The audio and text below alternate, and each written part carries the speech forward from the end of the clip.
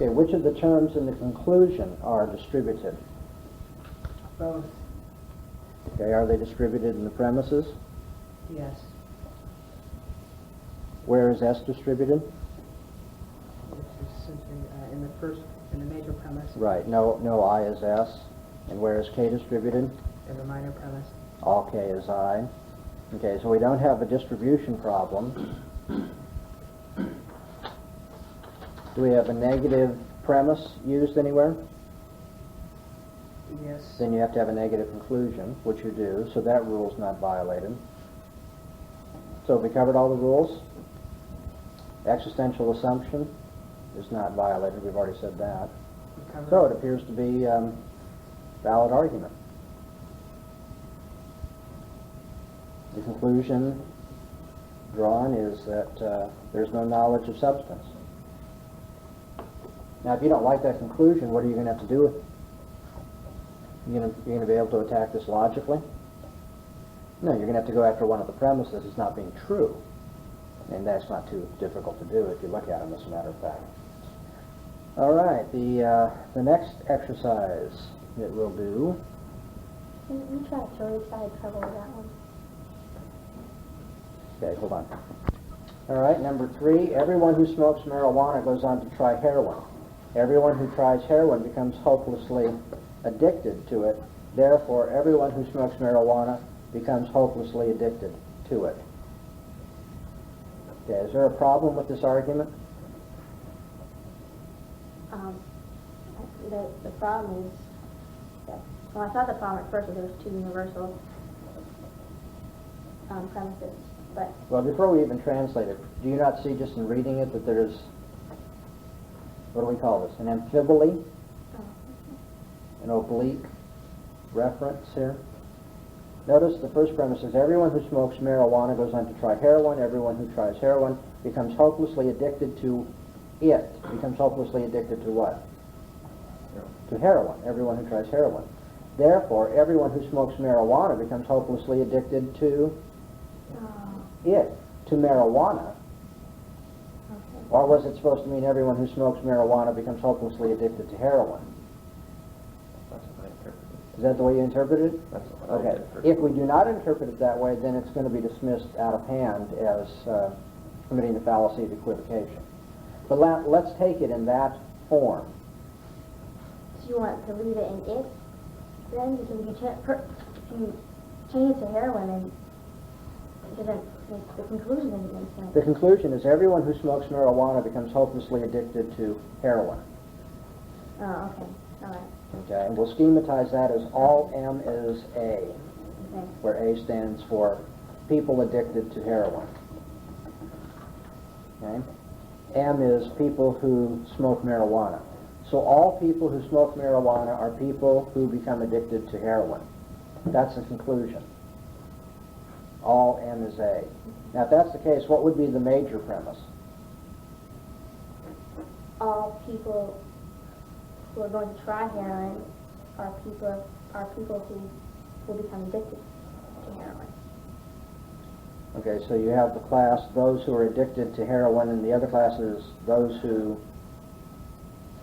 Who are going to try try heroin. heroin. Mm-hmm. Okay, so you have all H, H being the class of those who try heroin. All H is A, those addicted to heroin. Mm-hmm. You want my other premise? Okay. By the way, you notice when we translate it that way so that you don't have temporal indicators that the sentence is strictly speaking false. All people who try heroin are people who are addicted to heroin. That doesn't follow. I mean, that isn't true at all.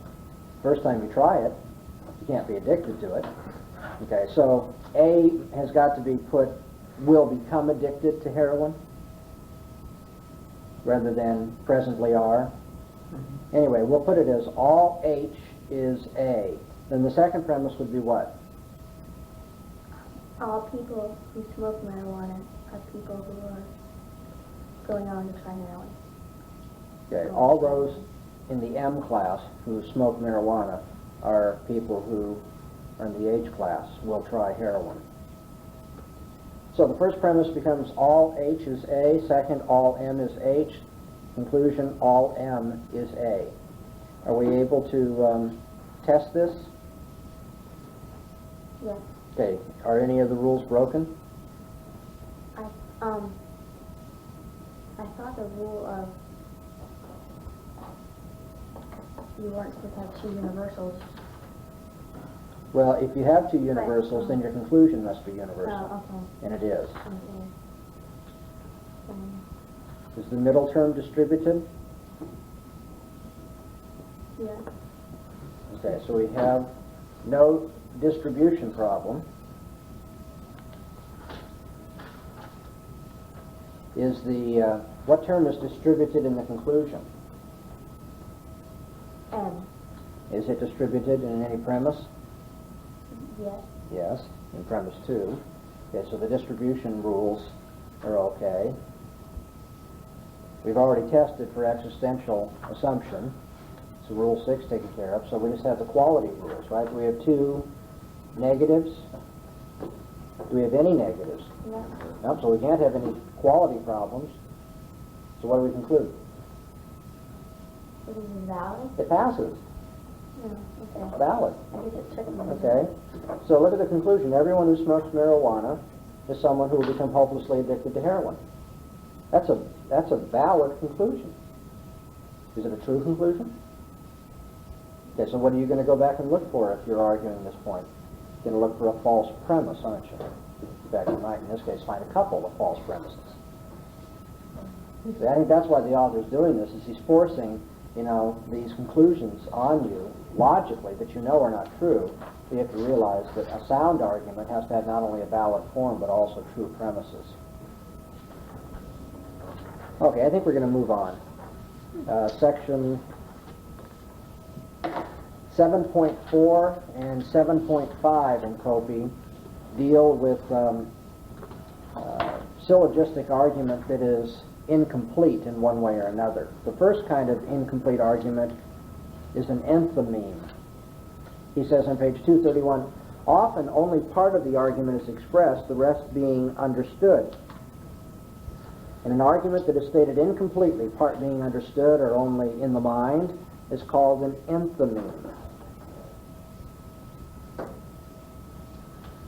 Why is it that we find enthematic arguments in ordinary language?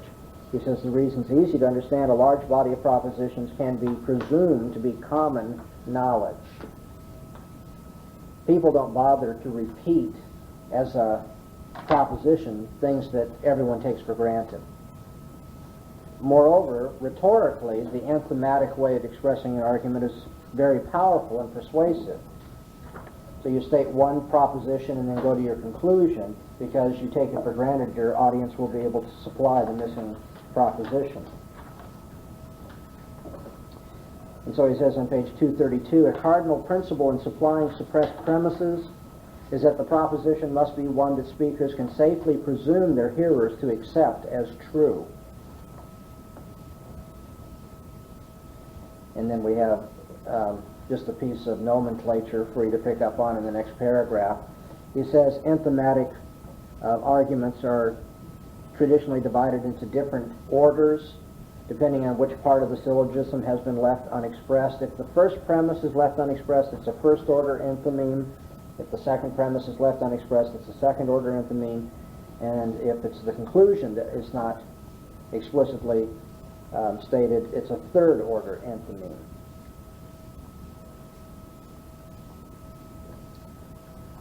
At the bottom of the page, a debate point is made that we'll come back to when we get to that part of our course on critical thinking. But it says if one of the premises is missing, it may be that only the addition of an implausible proposition as premise will make the argument valid, while with any plausible proposition added, the argument is invalid. Pointing this out is a legitimate criticism of an enthematic argument. Of course, an even more crushing objection is to show that no additional premise, no matter how implausible, can turn the enthymeme into a valid categorical syllogism.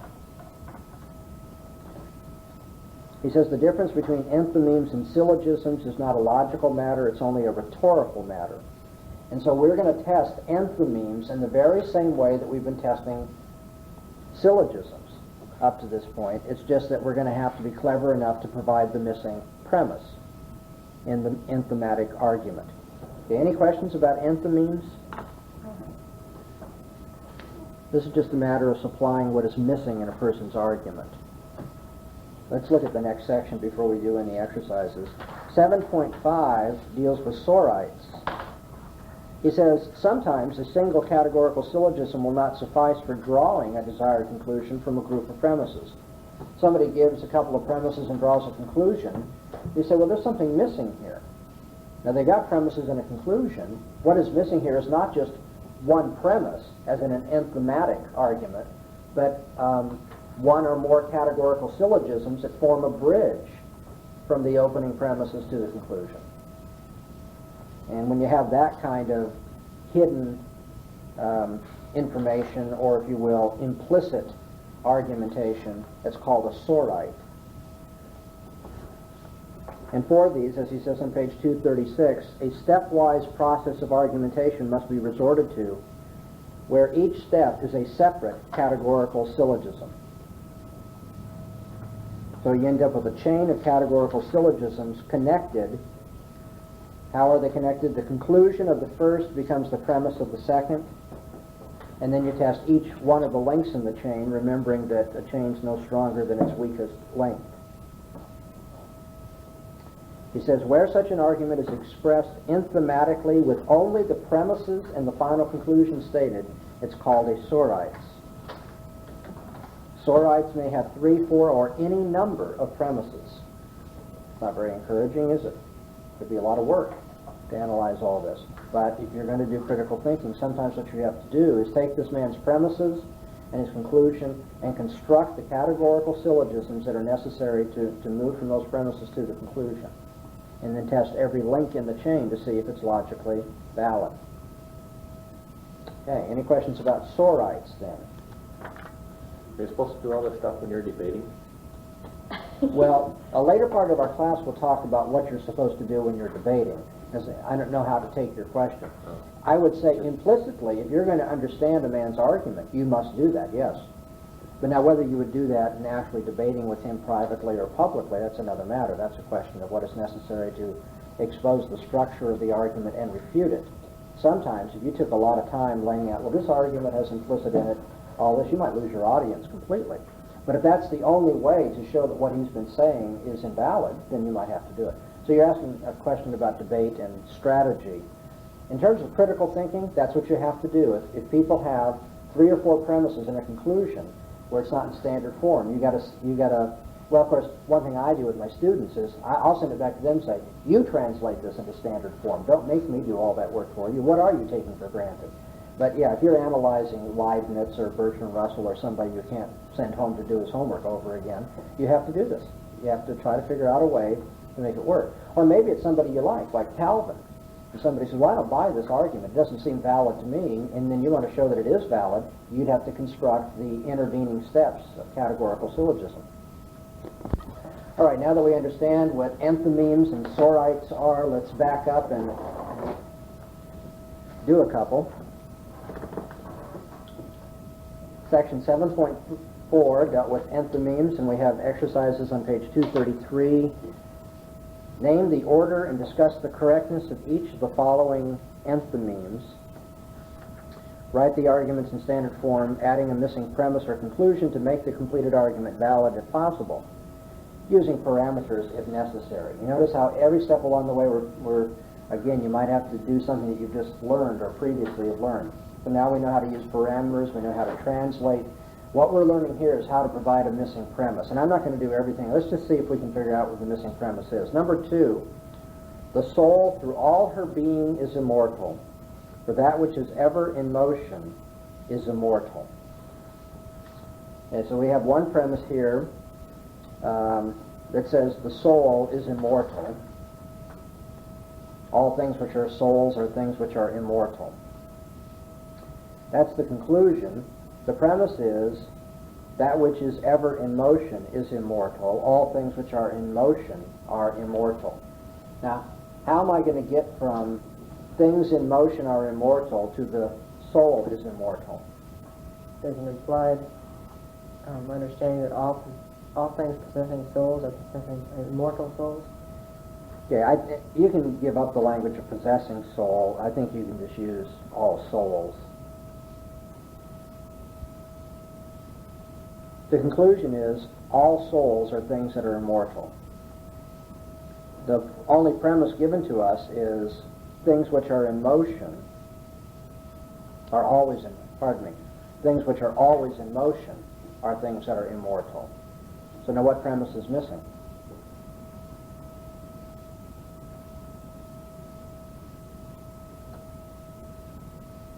Let me put it up on the board here so it becomes real obvious to us.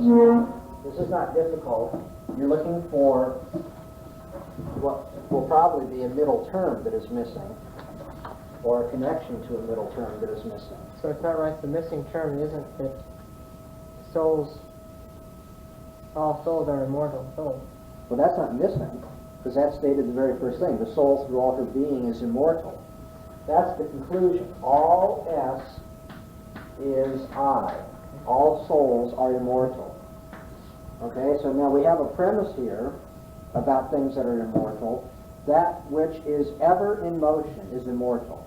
So things which are always moving, I'll call that M. Things which are always in motion. Possessing souls. He says that which is ever in motion is immortal. So all ever moving things, all M, is I. Okay, so the premise says all M is I, the conclusion says all S is I.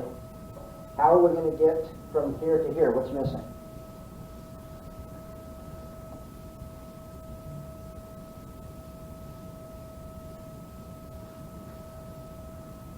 Okay, it should be real obvious. Don't look for something difficult here. All souls are immortal. We're told that all things in perpetual motion are immortal. So then, all things with emotion are souls. no, you don't want to say all things in motion are souls. He wouldn't say that. He'd say all souls are things. Okay? Now, it would begin here. Let's just see if we can do this by a chain of reasoning. All souls are things perpetually moving. All things perpetually moving are immortal.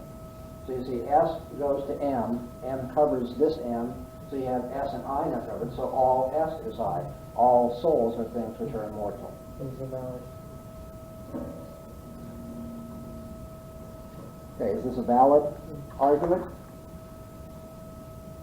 I mean, It's valid. after a while, you see some that are in a certain form you know, so I mean, I know that it is, but if you applied the rules, you'll see that none of the rules are broken by that argument. It may not be a good argument for the substance of it, but the form is fine. Okay, let's do another one of these. Number 19. Any reader who completes this argument is a good student, for it is difficult. Now in this, what is the conclusion that the author is drawing? The conclusion is any reader who completes this argument is a good student. Okay, let's get a notation for that. How would we put that in standard form? All readers who complete this argument are good students. Okay, shall we say all, will use C for completing the argument? All who complete this argument. All C is G. G for good students. Mm-hmm. Okay, the conclusion is all C is G. Now, what premises do we have? For it is difficult. Yes. Now that, of course, has to be expanded. What is the author saying when he says it is difficult? What's the it? This argument. No, this. The it is the argument. No, The problem. the problem. Right. Okay. Well, would it be the argument? No, he's saying any reader who, completes this argument, for it is difficult. The completion of this argument is difficult. Okay, so the premise is the completion of this argument is difficult. How are we going to put that into standard notation? The premise that is offered is, for it is difficult, amounts to saying that completing this argument is difficult. And we can expand this using parameters to say, all who complete this argument are people who do difficult things. So now our premise is all C is D. Our conclusion is all C is G.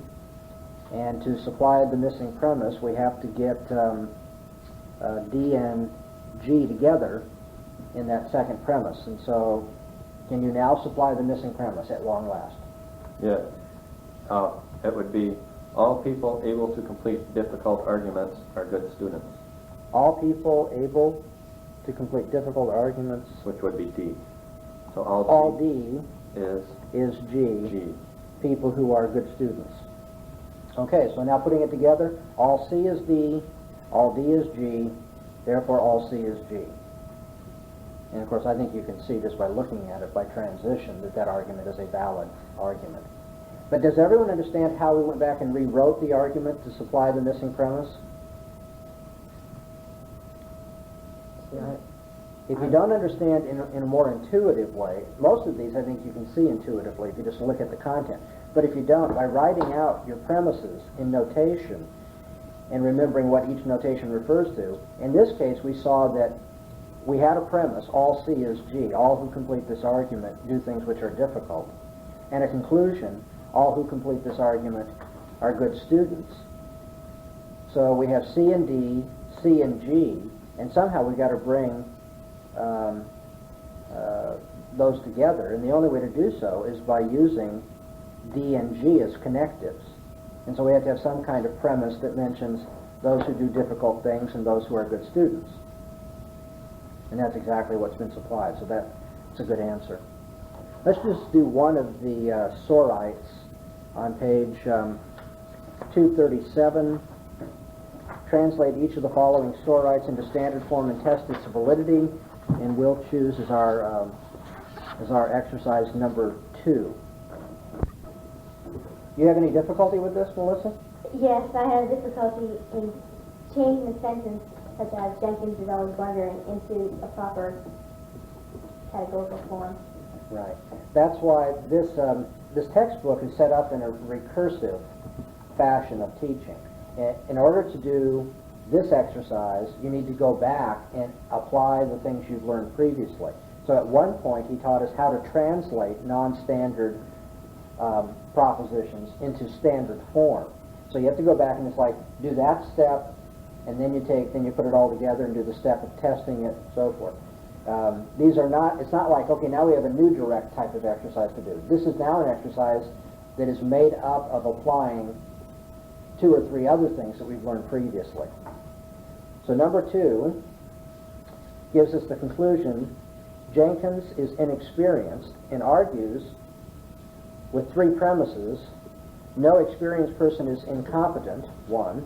Secondly, Jenkins is always blundering, 2.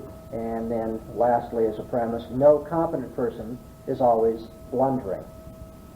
So what we need to do is to translate each one of these into standard form and then start looking for categorical syllogisms that will provide the missing steps from the premises to the conclusion. Can we begin with the conclusion? Do you have a standard form translation of the conclusion? Yeah, that you could say is all J is non-E. All J, all Jenkins This is where is non-E, inexperienced. you could go I, which is probably what you want to do. Go I for inexperienced. Okay, now we do see the word experienced used in premise 1. Right. Okay. So if you use experienced and inexperienced, you're going to have 2 terms. Eventually you're going to have to be reduced. Right. And how are you going to do that? Well, I just took the inexperienced, and since that's basically the same thing as non-experienced, when Yeah, exactly. You should leave it as non-experienced, I would think. But then you said, or you could take it as inexperienced, but then you have a different term. Well, and you then have to ask, what you do is you take the experience and make it non-I, or non-inexperienced. You see what I'm saying? Yeah, I understand what you're saying. I'm not sure how that is going to help us here.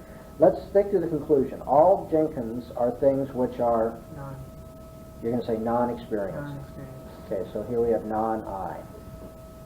Non-E. Non-E. Thank you. We won't erase that mistake from the tape. Premise 1, no experienced person is incompetent. How do you schematize that? No E is non-C. Okay, now why did you say non-C? Just explain for us. Because on premise 3, you have no competent person is always wondering. So I Okay. just wanted to keep my terms as complements. Very good. No E is non-C. And You premise- have experience and competence mentioned in one. You have experience mentioned in the conclusion. So we have to get from competence, from competence to experience.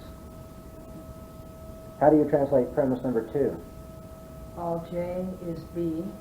Jenkins is always blundering, so it's always the case that all J.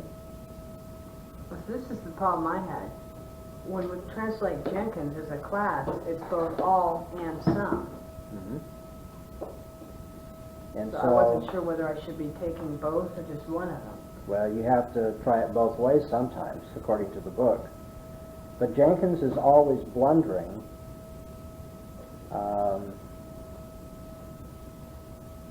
It's going to be a universal. J will be, I took that always blundering to be an always blundering person, or a person who blunders. yeah, so that's fine. But now, in number 2, Jenkins is always blundering. Says something about the class of Jenkins and about the class of blundering. Okay, and what it tells us is that, so I'm trying to say, if it didn't say always blundering, if it said Jenkins sometimes blunders, then we would say what? Some J is B? No, because J stands for the class of Jenkins, rather than the class of things Jenkins does. Whereas in the conclusion, Jenkins refers to the class of Jenkins himself as a person. Okay, actually, the conclusion could be stated, therefore, some J is non-E. Isn't that right? It could be either way. Could be either way. But because we have J already in use, then we have to be careful on 2. Jenkins is always blundering. Is, let's just take it as a universal. All J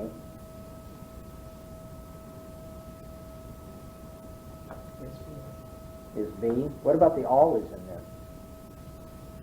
Doesn't that describe more of a, that's kind of an adjectival phrase?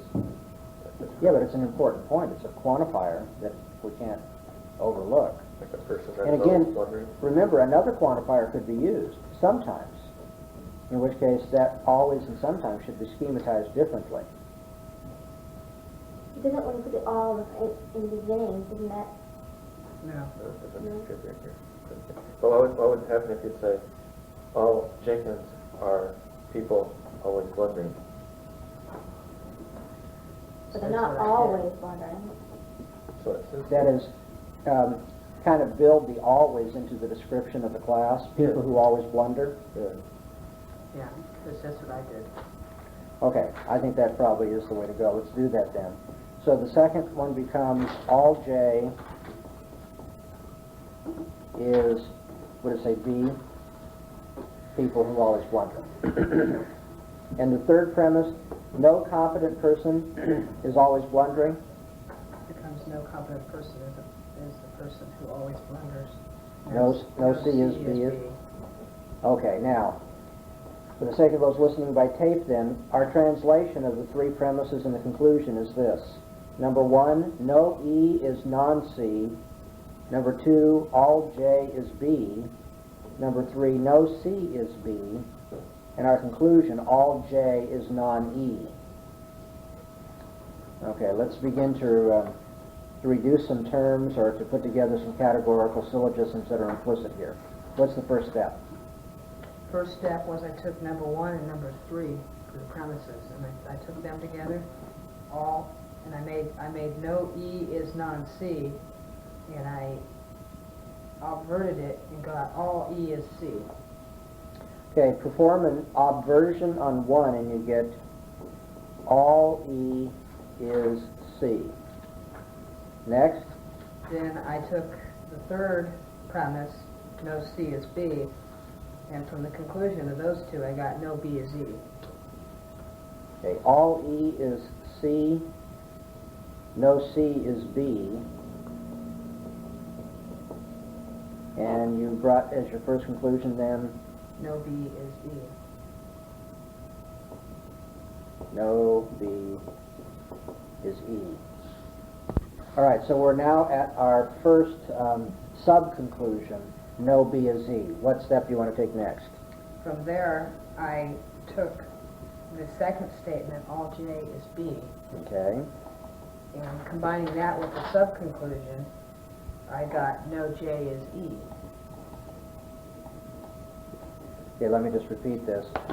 Our first sub-conclusion was no B is E. Our second premise from the argument itself, or from the problem itself, is all J is B. And when we combine these two, then you're drawing the conclusion that no J is E. Okay, so now we have a second sub-conclusion, no J is E. And I just took that sub-conclusion and obverted that and got all J is non-E. Okay, so now we're doing not a syllogism, but what we call an immediate inference. And so you're applying obversion. We know that all obversions are valid in Boolean interpretation. And to obvert means to change the quality. So, and therefore this negative proposition must become an affirmative proposition. Instead of no J, we're going to have all J. And we have to change the predicate term to its complement. So instead of all J is E, we end up with all J is non-E, which was to be proven. And so now we've gotten from the premises to the conclusion, supplying a number of either immediate inferences or syllogisms, each of which is valid. Everyone understand how to do so, right? So I realize they are painful. You have to do translation, you have to do immediate inferences sometimes, you have to reduce your terms, you have to test your syllogisms, but that's the process of critical thinking if you're looking at deductive logic dealing with classes. We're going to end that portion of our course then and move ahead now to Copy Chapter 7, subsection 6, 7.6 on page 238. And I can't go right into it because this is one of those major changes in the course. And because Copy has put both of these things in one chapter, I'm afraid many of his students, and sometimes my students, they kind of get confused. They say, well, what is all of these different procedures and techniques and so forth about? It all breaks down into two kinds of formal logic. That's what I've been repeating over and over for you. We get to that portion, we're right now on analysis, that aspect of critical thinking which we call analysis. The first thing to do in analysis is linguistic analysis. You must understand language, how people use it, and so forth. The second thing we looked at were ordinary language fallacies, which we all had fun looking at, and may prove to be one of the most profitable parts of the courses. If you remember what the fallacies are, that's where most of the mistakes are made. Most people don't think in formalized notation. Logic teachers may not like that, but that's just a fact of life. And so these fallacies are very important. And thirdly, we're moving away from ordinary language into formalized language. Okay? So now we're looking at formal deductive reasoning. And moving into languages evaluated with respect to their form rather than their semantic content. And we're looking at these arguments in a formalized notation. So in both those senses, this is formal logic, or formal deductive reasoning. Formal deductive reasoning, at least for beginning students looking at Copy here and so forth, breaks down into two types of analysis or reasoning. First of all, categorical reasoning or categorical syllogism.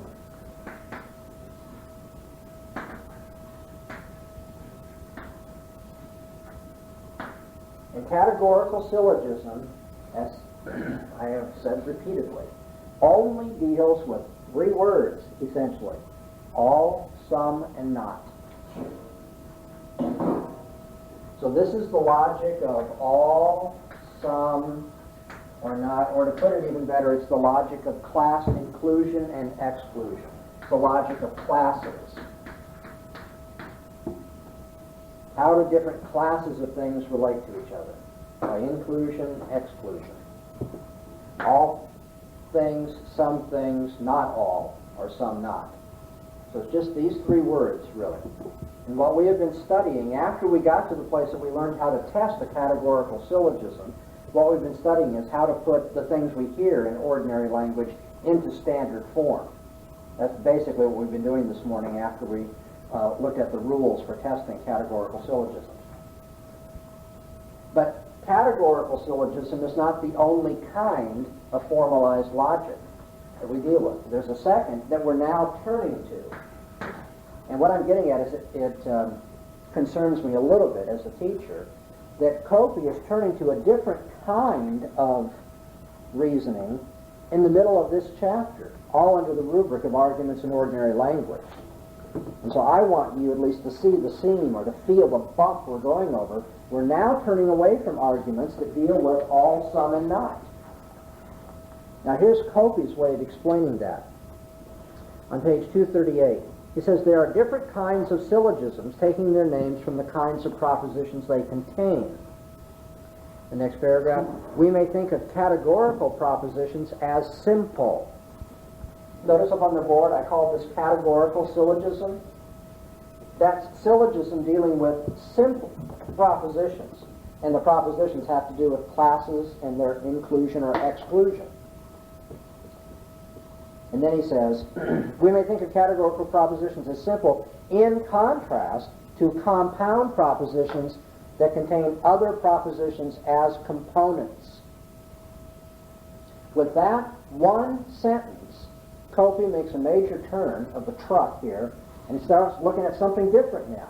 We're turning from what he calls simple propositions to compound propositions, and what we will call connective logic, or if you will, propositional symbolic logic.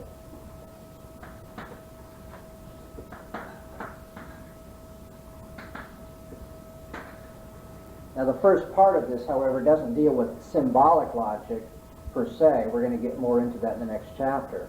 But what I want you to note is he's now dealing with the relationship of propositions rather than the relationship of classes. So here we have categories related to each other, or classes. Now we're going to talk about propositions and their relationship to each other. And now if I can perform my, reduce this or humble this thing, it's going to look very complicated, believe me. By the time we get to quantification, you're going to say, yowee, why do we want to do this?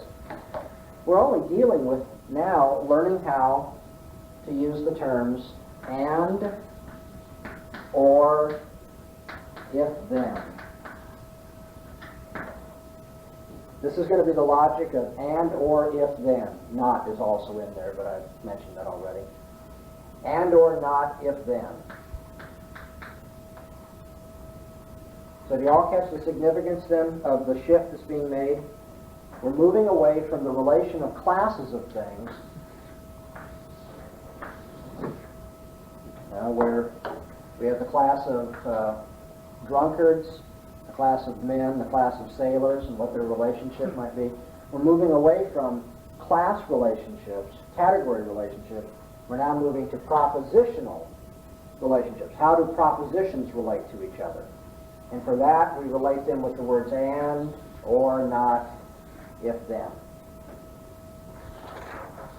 I still find it strange that Cope in one sentence can do this. I would have started a new chapter here and then explained, we're going to talk about propositional relations, first of all in ordinary language, and then we're going to devise a formal calculus for doing this, a system of formal notation that will help us test the validity of propositional arguments.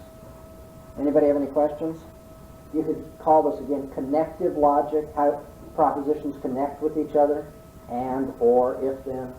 And the other is class logic, the relationship of classes. Okay, in section 7.6, we're introduced to two types of syllogism. And I have said to some of you off record, and I want to make sure I say it in the class for those listening by tape, that if there was only one thing that you studied in deductive logic, in terms of what is going to be the most common procedure used in your life in analyzing others and arguing yourself, if there was only one, I would hope that you wouldn't leave it at one. But if there was only one, this is the most important thing that you would learn about deductive logic, the use of disjunctive and hypothetical syllogisms. And the reason why I say it's the most important is because it's the most common. And since we're engaged in trying to learn to think critically, this is the sort of thing you're going to run into out in the field, as we say. Now, there's good news. Not only is it the most common, it's also the easiest to understand of all the stuff we've been doing in deductive logic. I think you'll find this easier than analyzing categorical syllogisms. And the reason for it is you're going to recognize that you use these kinds of arguments all the time as well. And I'm going to give you a real quick overview of these, and then we can look at the book to see what I didn't cover. First kind of propositional syllogism or connective syllogism he discusses is called the disjunctive syllogism.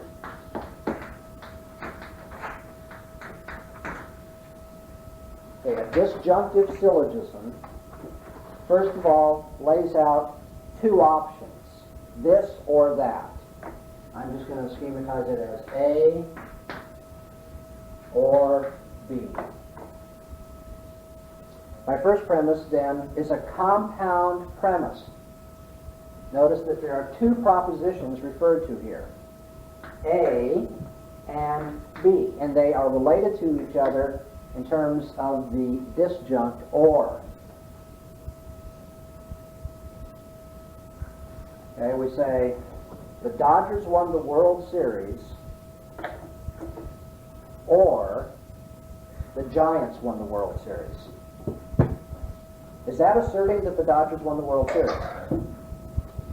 Is it asserting that the Giants won the World Series?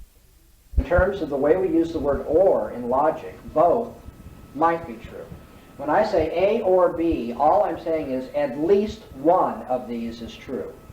That is, you do not interpret this as either A or B, which would be a strong form of disjunction. We will interpret that weakly. The weak, inclusive interpretation says both could be true, but at least one is. At least one, perhaps both. So, if my first premise is an A or B, and then I add to that that it's not the case that A is true, now I can draw a conclusion that B must then be true. Must be true. It is necessarily the case. It follows from the premises that B is true. A or B, not A, therefore B. That's called a disjunctive syllogism.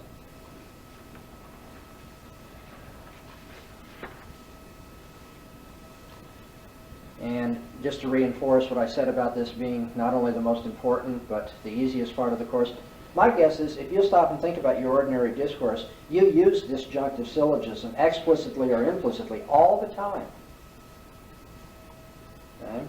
Now your premises might not always be true, but But you use this way of thinking. I left my car keys either on the television or in my bedroom. But I'm looking at the television and they aren't here, so then you go to the bedroom to get your car keys. Okay? Okay, don't fault the illustration. My point is, in our ordinary affairs, we're always doing that. We're always saying, here are the options, I eliminate. You know, the assumption is I've covered, one of these has got to be true. I know this one's not, so I do the other one. Disjunctive syllogism. Okay, the other kind of syllogism that is used very commonly is known as hypothetical syllogism. And he gives it to you in two forms, pure hypothetical and mixed hypothetical.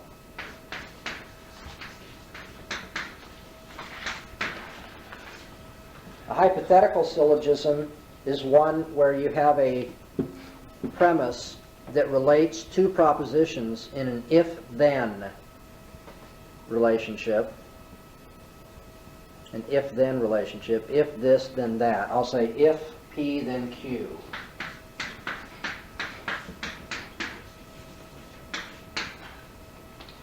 That's in hypothetical form.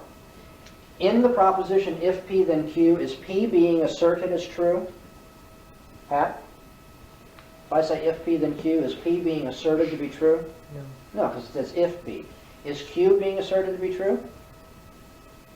No. No, because it's contingent on P being true. So if P, then Q does not assert either one of them to be true. But it does assert this, that if P is true, then Q must be true. It's asserting this whole thing. This is true. This relationship between P and Q holds.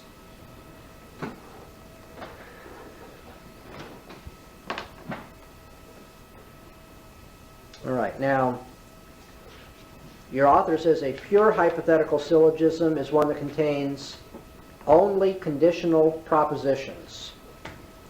So this is a conditional proposition, hypothetical or conditional proposition. Now if I put another one down, if Q then R, the conclusion I'm going to draw is if P then R. This should be real simple to follow. And the reason why it's so simple to follow is that you've all intuitively and habitually learned to think this way.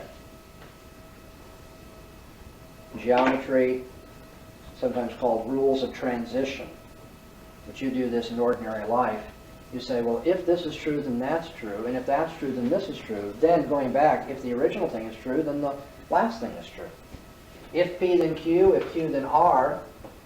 If those are both accurate statements, then if P, then R. Now let me ask you this. In the conclusion, is P being asserted? Is R being asserted? No, it's still hypothetical. But it's telling us here's the relationship of these propositions to each other. P relates to Q in such a way that if P is true, Q is true. Q to R, likewise. And when we put those two together, we now know the relationship of P and R. That if one is true, if P is true, then R must be true. That's a pure hypothetical syllogism. A mixed hypothetical syllogism, on the other hand, has one conditional premise and one categorical premise.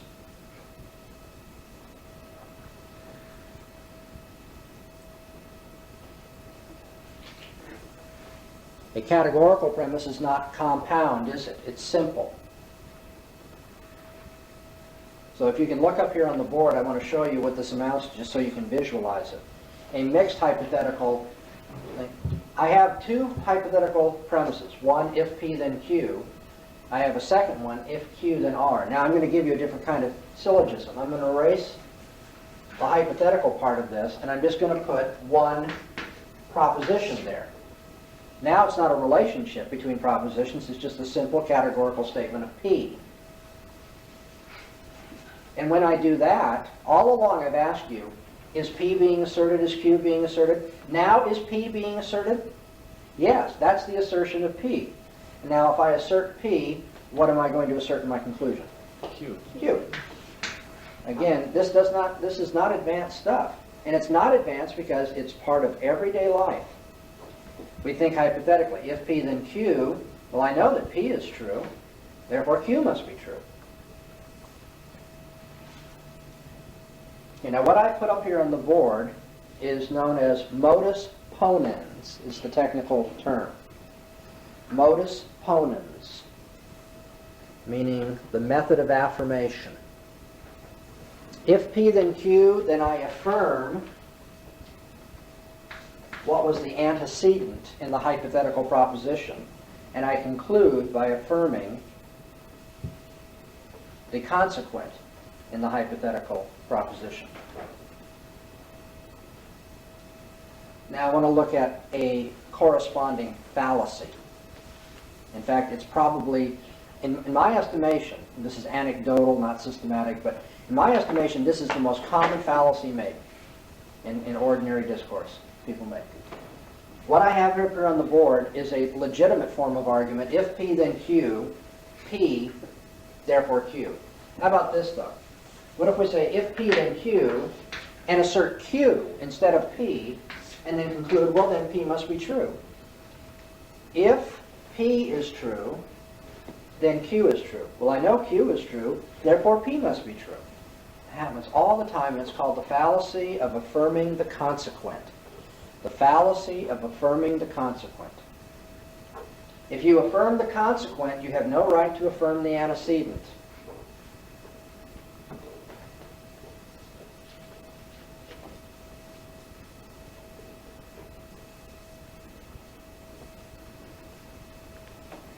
If Shakespeare wrote Paradise Lost, go back our example, P will be Shakespeare wrote Paradise Lost. Q will be Shakespeare is a great author. Now, let me ask you this. Is it true that if Shakespeare wrote Paradise Lost, then he's a great author? Is this if-then relationship true? Sure it is. If Shakespeare wrote Paradise Lost, he is a great author. No doubt about that.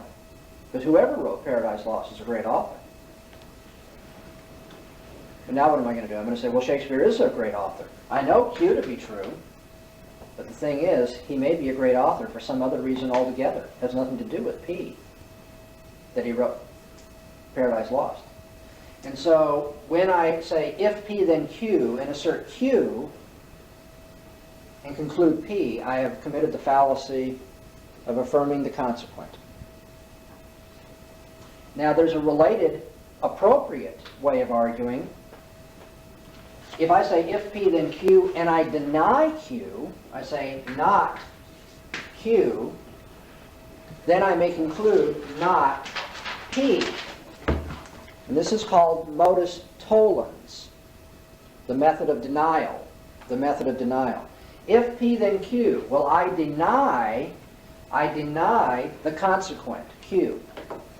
And in denying the consequent, I must then deny the antecedent. Because if P then Q, if that connective is true, it is true that if P then Q, the denial of what is said to follow means you have to deny what led to it. So modus tollens, denying the consequent, means you must deny the antecedent. And then, just to round this out, let's notice the fallacy that goes with modus tollens. What if I deny the antecedent instead of the consequent? That is, I deny P. First premise, if P then Q. Second premise, not P. And then I conclude, okay, well then not Q. But you see, Q may be true for other reasons other than P. And so the denial of P does not logically entail the denial of Q. This is known as the fallacy of affirming the antecedent. So you've learned two fallacies. One, the denial of the consequent. The other, the affirming of the antecedent. And once you see this relationship, you have, I think, a very powerful tool of reasoning. Hypothetical syllogism. Modus ponens. If P then Q, P, therefore Q. Modus tollens, method of denial. If P then Q, not Q, therefore not P. And they have related fallacies. If someone says if P then Q, Q therefore P, that's the fallacy of affirming the consequent. And in the case of modus tollens, if you have if P then Q, and what you deny is the antecedent, and then deny the consequent, you've committed the fallacy of affirming the denying the antecedent. Okay, and we did some exercises on this, and I think we can go over them now. They should be fairly easy for you. The exercise calls for you to identify the form and discuss the validity or invalidity of each of the following arguments. Number 1. If a man could not have done otherwise than he in fact did, then he is not responsible for his action.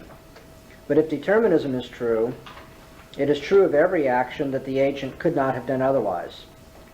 Therefore, if determinism is true, no one is ever responsible for what he does. That's a pure hypothetical syllogism. Okay, we have a pure hypothetical syllogism here. Could you could you schematize it for us? Well, because those are conditional statements because of the if-thens. I agree. Give me a schema for it. Symbolize it for me. What's the first premise? If, let's say, A will stand for a man could not have done otherwise than he did. Okay, so you're saying if that, then what? then B, He's not responsible? yes. Okay. Now, if determinism is true, it is true of every action that the agent could not have done otherwise. So, what form does that have? If C, Okay. then D. D, it is true of every action that the agent could not have done otherwise.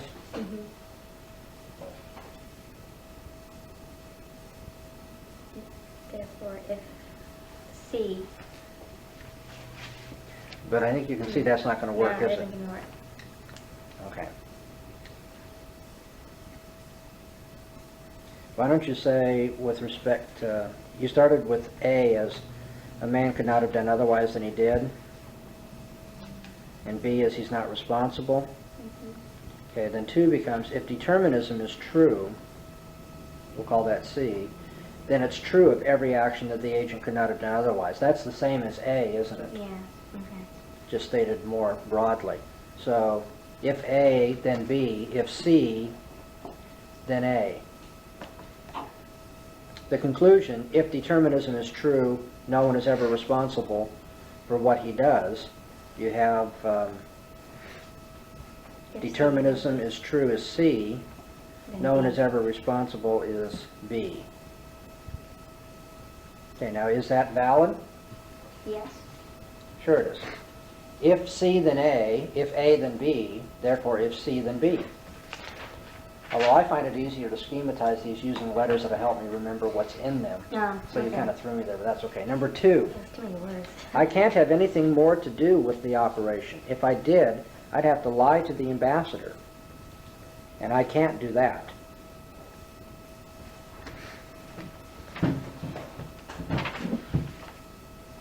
That? What kind of syllogism is this? In modus ponens, Okay. in that he takes, say, let's see, let's see, You're calling it modus ponens now. if modus ponens, and the assertion will be if will make, I did, I'd have to go lie to the ambassador. Make Let's that start I. with something else. What's the conclusion of this argument? He can't have anything more to do with the operation. Okay. Let's call that C, okay? I can't have anything more to do with the operation. C is the conclusion. Now, what is the first premise? The first premise is if I did, I'd have to lie to the ambassador. Tell you what, let's say that C is I can have something more to do with the operation, so we'll call the conclusion not C. Okay. Does that make sense? Yeah. Not C. Yeah. Okay, now the first premise will be, if I did, I'd have to lie to the ambassador. So if I did means if I had something further to do with the operation. So now you have if C, then what? Then Yeah. I'd, If C, then not C? no. It says if I did, that becomes if I had anything further to do with the operation, or if you will, if C. Then he would lie. Then I'd have to lie to the ambassador. It'll say L. If C, then L. Okay, what's the next premise?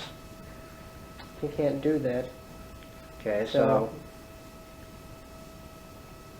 I mean, not L, not L. Therefore, not C. not C. Now, you called that modus ponens. That's my only regret here. What should you call Yeah. this? If C, then L, not L, therefore not C.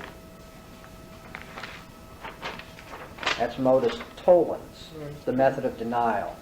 When you deny the consequent and then conclude by denying the antecedent, that modus tollens. Number 3. JJ, I replied, if it was any of your business, I would have invited you. It is not, and so I did not. First premise? If it was any of your business, Okay. so if B, If B, then, I would have invited you, okay, then I, The second premise?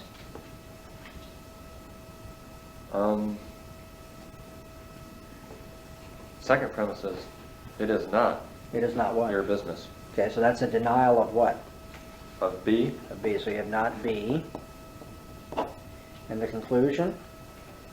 therefore, not I. And not I. Very good. What kind of syllogism is that? It's a mixed hypothetical syllogism. Is it a valid one? No. No, it's not. Although you hear that in ordinary discourse all the time. That kind of thing. If it was any of your business, I would have invited you. It's not your business, so I didn't invite you. Well, that's not logically sound or valid. If B, then I, not B. What fallacy is it? It's a fallacy of denying the antecedent. Denying the antecedent. Very good. Number 4. Men, it is assumed, act in economic matters only in response to pecuniary compensation or to force. Force in the modern society is largely, although by no means completely obsolete. So only pecuniary compensation remains of importance. This is disjunctive. This is a disjunctive syllogism. Make it real quick for us. What are the two disjuncts? Force and pecuniary compensation. Put it in propositional form. That's where I had a little trouble. Okay. Either pecuniary, either P or C. Okay, P is men act in response to pecuniary compensation. And then what's the other? Men act in response to force. You said P or F. F. Did I Okay. say C? I think you said C. Oh, I meant P. I meant F. That's I right. can't get my letters Okay, straight. P or F.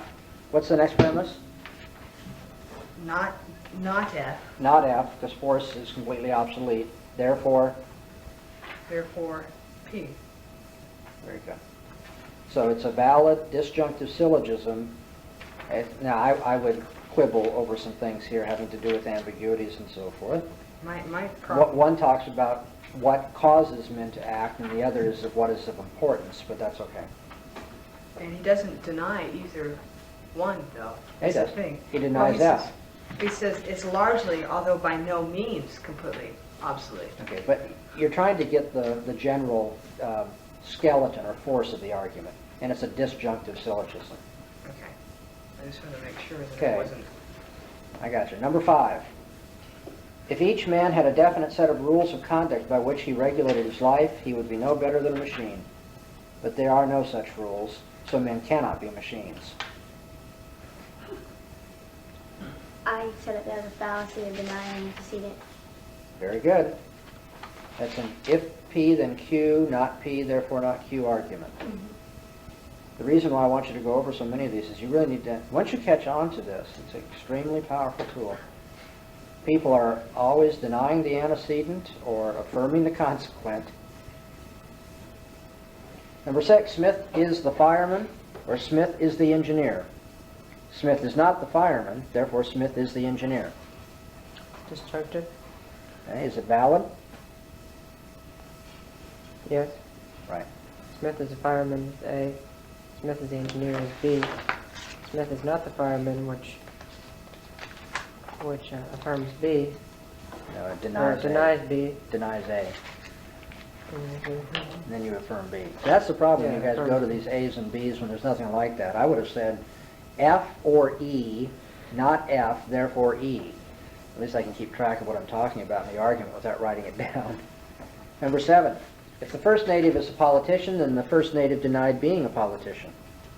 The first native denied being a politician, therefore the first native is a politician. I like this one. What's the form? It's a disjunctive. Disjunctive? Wait, number 7? Yeah. You have an if and a then there. You're right, That's right. hypothetical. It's Mixed hypothetical. right. Mixed hypothetical. What form? If If P then Q. if P then Q, not P, therefore Q, which would be a fallacy of denying the antecedent. Very good. Deny the fallacy of denying the antecedent.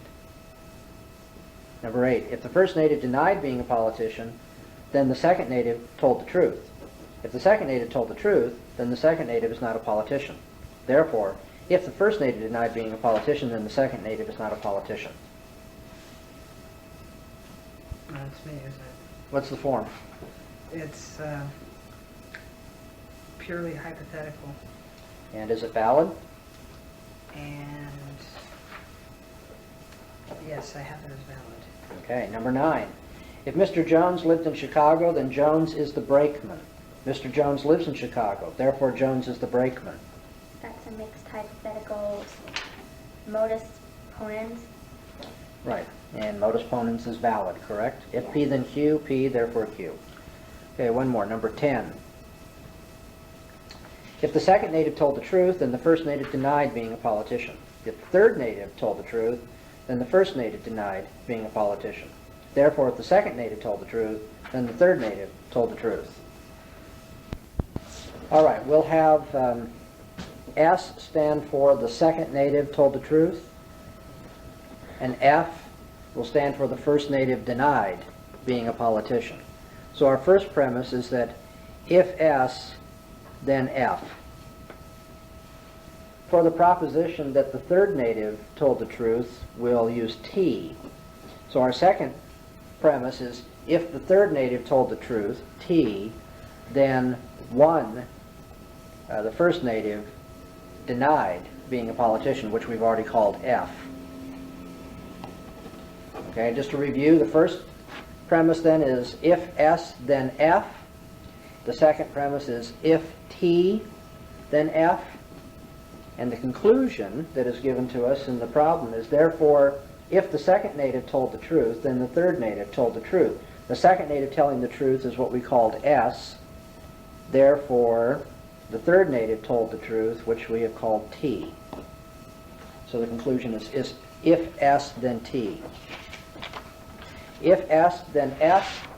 If T, then F. Therefore, if S, then T.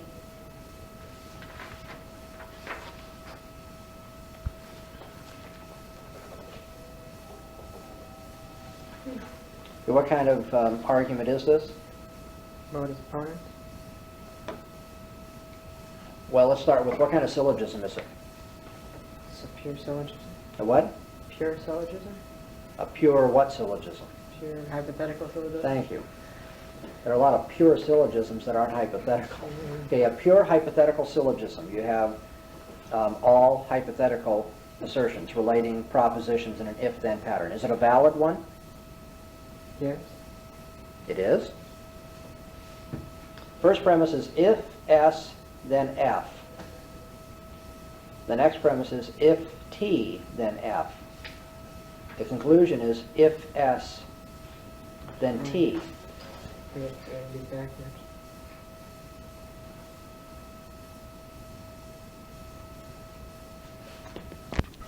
The way your author tells you at this elementary level to evaluate hypothetical syllogisms on page 240 is to make sure that the conclusion or the consequent of the first hypothetical proposition is the antecedent of the second hypothetical proposition.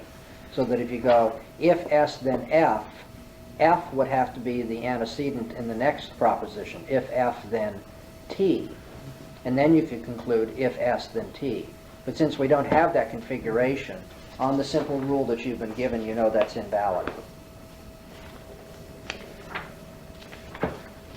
Okay, I'm going to let you on your own study the discussion of dilemma.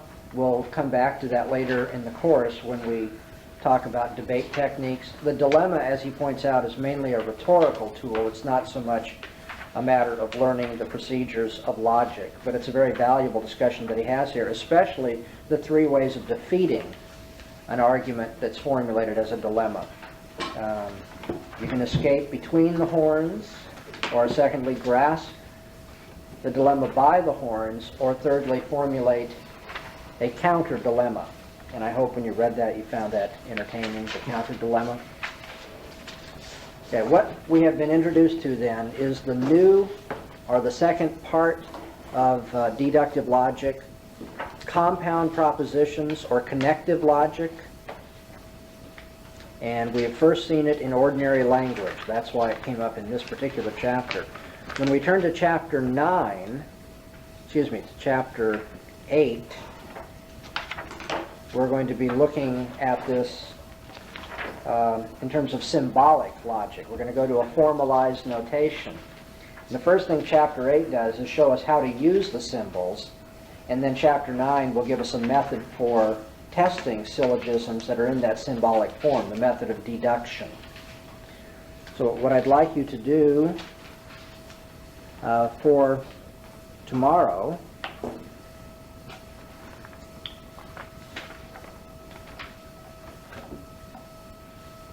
is to do all of chapter 8, part of which you have already begun, and then finish chapter 8 and begin chapter 9. So technically your assignment tomorrow is to go from 8.4 to 9.2. 8.4 to 9.2. And you've already done chapter 8, sections 1, 2, and 3, but we're going to cover those tomorrow. So, just to make it clear, tomorrow is going to be all of chapter 8 and the first two sections of chapter 9.